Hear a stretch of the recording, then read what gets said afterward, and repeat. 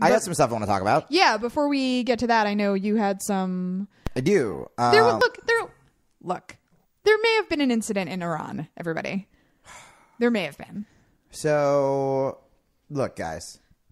If there was a freak accident in Iran that that we should probably talk about. A man. It's not really important what his job is. I mean, this could have been any one of us. Well, it's kind of important. Well, I mean, I guess the main reason I want to tell this story is because we have so many listeners out there who have different jobs and are different races or sexual orientations, different ages, that really this could happen to any of us at any given moment in our towns. And I just want people to be on the lookout, right? So there was a guy who he was either like a carpenter or like what was he out? Some kind of nerdy Nuclear scientist. Right, a carpenter or no, see, that's why scientist. It's really important because... So it could be any one of you guys walking around with your paint buckets. That might be true, but statistically it's much more likely to happen if you are a nuclear scientist in Iran. So you're getting in your car in Ohio or wherever you live with your ladder. Usually Iran. And you go to I don't know what happened, like he didn't get his oil checked or something. He got in his car, and clearly he wasn't taking care of his car. No, which is really a lesson to all of you. Like, just go get a checkup, you know? An assassin rode by on a motorcycle and strapped a bomb to his car and blew him up. Now, look, we've all been there, right? Not unless we're a nuclear scientist in Iran. Carpenters are... If you're a carpenter, check your oil. That's all I'm trying to say. Or, if you're a scientist in Iran, watch out for Israeli assassins. Mm-hmm. Look... We have no proof yet that it was someone from Mossad or any type of... The IDF. Yeah. But I guess it wouldn't be the IDF. They would. That seems like a Mossad move. A dude on a motorcycle flies by. Yeah.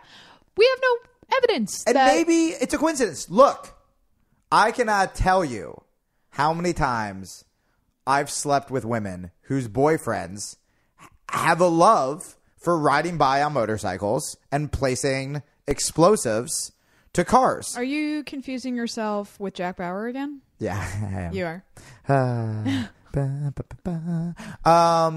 But it could happen to anyone, right?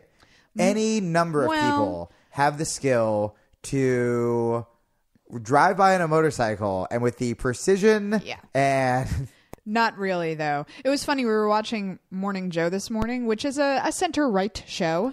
And it's a right show. A right-wing show. And they couldn't stop laughing because it was so obviously not only an assassination, but backed by Israel and or the West. And obviously, if Israel was responsible, the West knew about it. And yeah, Alice and I were like, you never like to laugh at tragedy, but we were laughing because we're like... It's so obvious. It's so comical. And here's my theory, and let me emphasize it's just a theory. Instead of just, making it look like a suicide or what they usually do, I think they made it such a spectacle to scare off other scientists. Right. So no one will want to pursue nuclear technology in Iran lest they be blown to kingdom come. Right. Now, guys, remember, do the Citizen Radio think Ahmadinejad's a good dude? Do we, are we fans of, religious leaders who go above? No. Of course not. However, do we think that America and or America's backers or people who America backs should be illegally assassinating, not military leaders, not that that's even legal, but scientists? I mean, people who went to school for science, we are assassinating. Yeah. Look at it this way. What would we have done if Japan preemptively attacked our scientists on the East Coast because they heard they were working on a big-ass bomb? Right. Which we always are. Theoretically. I mean, not just theoretically. Japan could have said that was an act of self-preservation, a preemptive act, which is what we always say with Iran. Right.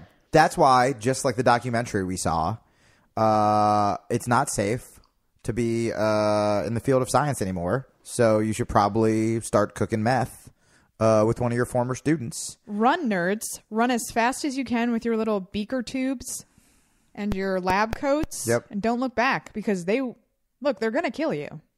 They're going to fucking kill you.